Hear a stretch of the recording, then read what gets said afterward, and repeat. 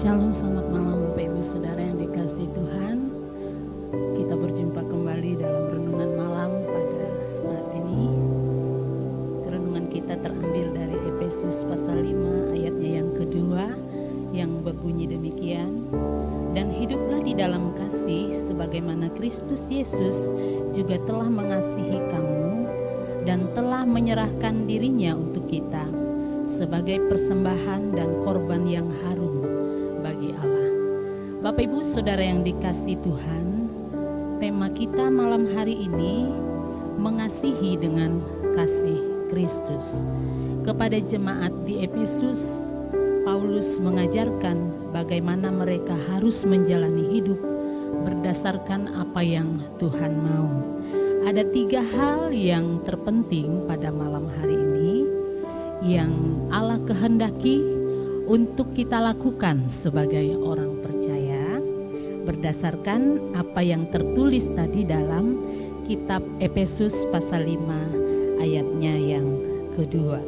Di situ dikatakan, dan hiduplah dalam kasih sebagaimana Kristus Yesus telah mengasihi kamu.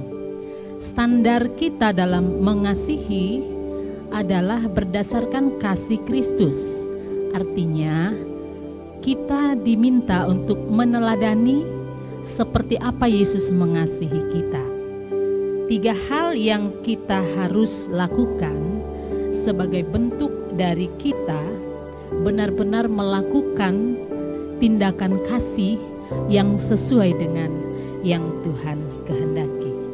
Yang pertama, kita memanifestasikan kasih lewat perbuatan.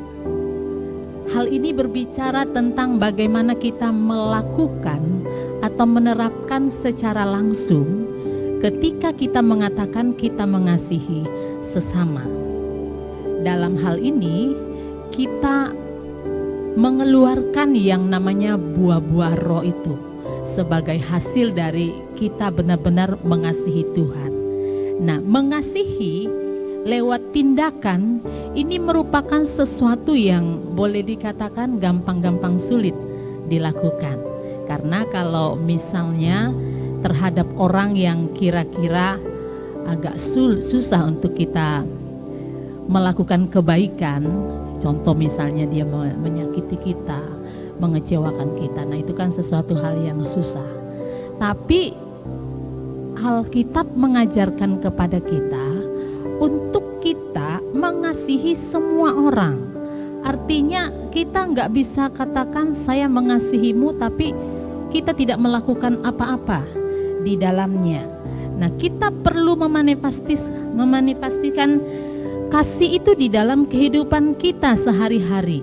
Melakukan tindakan kasih itu yang diajarkan oleh Alkitab kepada kita. Itu yang dikehendaki oleh Tuhan. Kita tidak hanya sekedar mengatakan kita mengasihi, tapi dampak dari kata kita mengasihi itu tidak dirasakan oleh orang-orang yang ada di sekitar kita. Hal yang kedua yang harus kita lakukan, yang Allah kehendaki sebagai bentuk kasih kita berdasarkan kasih Kristus adalah menjalani hidup berdasarkan kasih itu. Hal ini berkaitan dengan bagaimana kita membuang semua sifat-sifat manusia lama yang ada di dalam diri kita.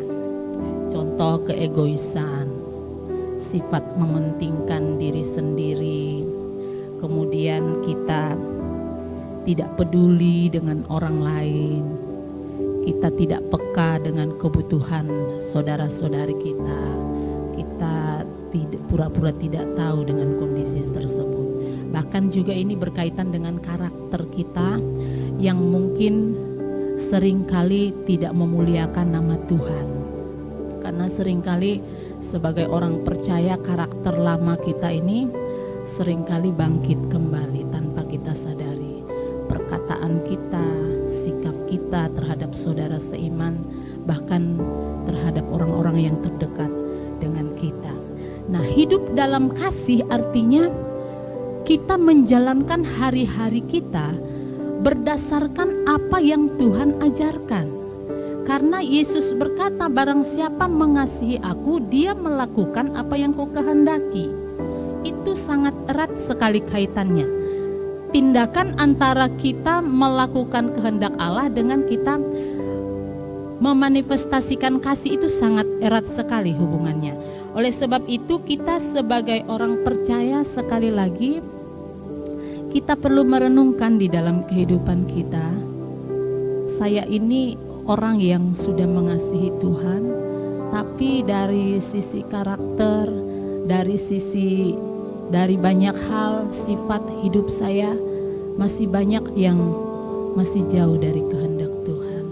Sekali lagi Tuhan menghendaki kita, ketika ada kasih Kristus itu ada perubahan yang nyata sebagai manifestasi dari kasih itu sendiri di dalam kehidupan kita. Hal yang ketiga yang Allah ajarkan, yang Allah kehendaki di dalam kehidupan kita adalah mengasihi tanpa syarat. Ini yang dilakukan oleh Tuhan Yesus, yang Dia harapkan bagi semua orang percaya untuk meneladani tindakan Yesus dalam hal mengasihi tanpa syarat. Pada umumnya sisi manusiawi kita memang kita akan berbuat baik kepada orang yang melakukan kebaikan. Ketika orang melakukan sesuatu yang tidak baik, kecenderungan dari sisi kemanusiaan kita, reaksi kita pasti langsung kita membalas kejahatan dengan kejahatan. Padahal kita tahu bahwa Alkitab mengajarkan jangan membalas kejahatan dengan kejahatan. Kita tahu itu, tapi dalam tindakan sehari-hari kita seringkali melakukan yang tidak Tuhan kehendaki. Nah, Bapak Ibu Saudara yang dikasihi Tuhan, Yesus memberikan teladan yang luar biasa dalam mengasihi tanpa syarat. Dia selalu memberikan kesempatan-kesempatan untuk kita memperbaiki kehidupan kita. Meskipun kita sudah menyakiti hatinya, kita mengecewakan Dia dalam banyak hal, tapi Yesus selalu menerima kita apa adanya. Dan Yesus selalu memberikan kesempatan untuk kita memulai lagi. Nah, sebagai orang percaya tentunya Allah ingin kita melakukan hal yang demikian juga, supaya dalam kehidupan kita benar-benar memancarkan kehidupan yang sesuai dengan hidupnya Tuhan Yesus. Karena itulah bukti dari kita mengasihi Dia, mengasihi tanpa syarat. Hal ini memang sekali lagi tidak gampang, tapi kita percaya segala sesuatu yang Tuhan perintahkan kepada kita itu sesungguhnya kita sanggup melakukannya. Kenapa? Karena ada Roh Kudus di dalam diri kita. Itu yang akan memampukan kita untuk melakukan hal tersebut. Yang penting dari hati kita ada keinginan, ada niat untuk Tuhan, saya mau meneladani Engkau. Ada keinginan dulu. Ketika ada keinginan, maka Tuhan akan memampukan kita. Karena pada dasarnya Tuhan itu Dia tidak memaksa untuk kita melakukan sesuatu. Dia tetap menghargai keputusan hati kita.